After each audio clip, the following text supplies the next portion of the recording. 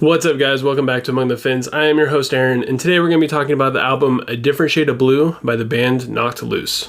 So I kind of stumbled upon this request by accident, just going through some of my old videos, just seeing how they were doing, and I noticed that somebody requested this, and Facebook never notified me because they requested it on an older video, and Facebook just didn't think it was important. So if you are watching an older video and you do have a request, just go to my newest video and make the request there. That way, hopefully, Facebook will think your comment's relevant enough to let me know. Or what you could do is I also leave a little tagged comment asking you guys what should I do next, and just reply to that comment letting me know what your request is. That way, one, you're commenting on one of my videos, and two, you're tagging me in a comment that I commented on. So hopefully one of those two notifications will pop up on my phone. And all this goes without saying, but if you do have a request, go ahead and leave a comment below letting me know what it is, and I'll make it happen for you. So moving on to the actual subject of the video, Knocked Loose started about 2013.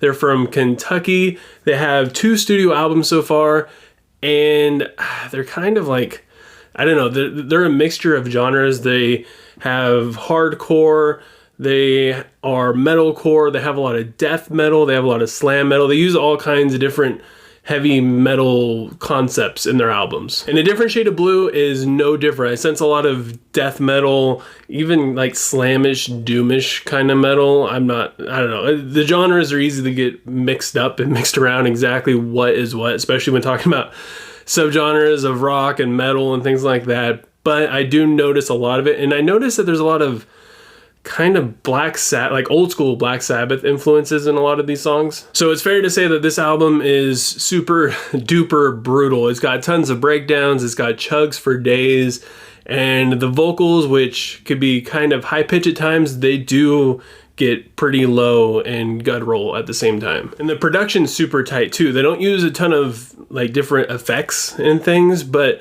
if there's a breakdown and there's some more high frequency stuff that's trying to get through, it will get through, and it shines like crazy. And like I said, they incorporate a lot of death metal and slam metal, especially on songs like By the Grave, which probably stood out to me the most on the entire album. And it wasn't for anything really specific, just the overall sound on the song was just really, really good. And as far as riffs go for this album, it was probably the most creative, and the breakdown in it was just super juicy. Brian Garris also has some pretty unique vocals on this album, and I feel like on By the Grave, it probably fits the music the best. This album also features some guest vocalists like Emma Boster, who sings on Serpent's Touch, and I tried to look it up, and I couldn't find a band that she was in, but she is a great vocalist, and she definitely shined on that song. And the vocalist from Every Time I Die, Keith Buckley, also sings on Forget Your Name,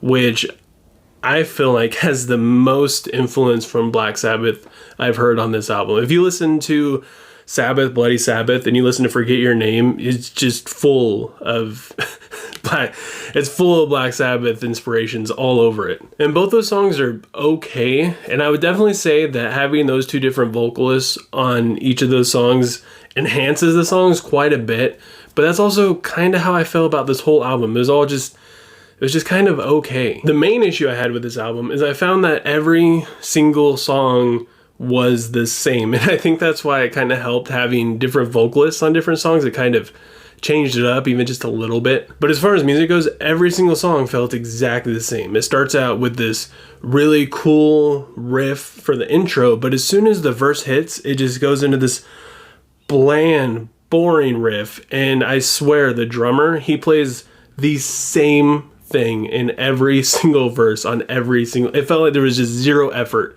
in creativity on the drums on this album. Every single drum passage on every single song sounds like something from the early 2000s. It's so old, it's so done, it's so boring, and I don't know why it's on every single song on this album. Like I said, it felt like zero effort went to the drum work. Maybe he was going for that, but it was very boring. And I mentioned that Brian Garris' vocals are a little high on this album, but I feel like that's kind of an understatement.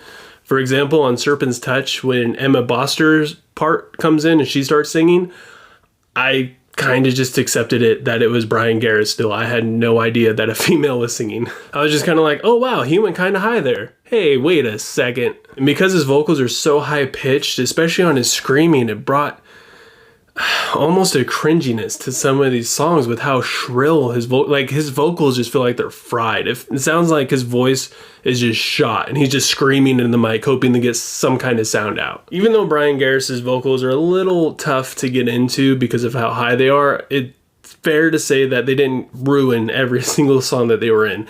In fact, some songs, the higher frequencies seem to just fit really well with the music, but then there's still the daunting fact that every single song sounds exactly the same. All the music is exactly this, the drum passages, the strong song structure, everything is exact. Even the breakdowns are exactly the same.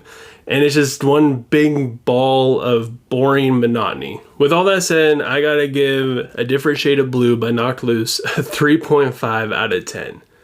I can understand why people like this album because it is really heavy. It is very brutal, and the vocals are also very heavy and very brutal, but it just didn't, it was just too, I wouldn't even say it was too much for me. It just blended too many different styles of music together, and it didn't do any of them well. Some people even like Brian Garris's higher vocal range, which for me, it just didn't do it. Like I said, it just sounded like his vocals were fried and completely burned out, even though I know that's not the case, but if you listen to him, that's what it sounds like. Even though I'm probably gonna get eaten alive by a lot of the Knocked Loose fans out there, because I know there's a lot, go ahead and leave a comment below letting me know what you thought of the album.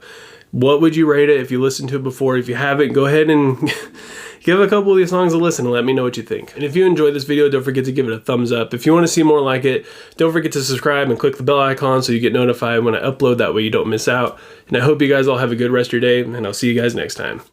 I was strong, and ignorant, kid relying on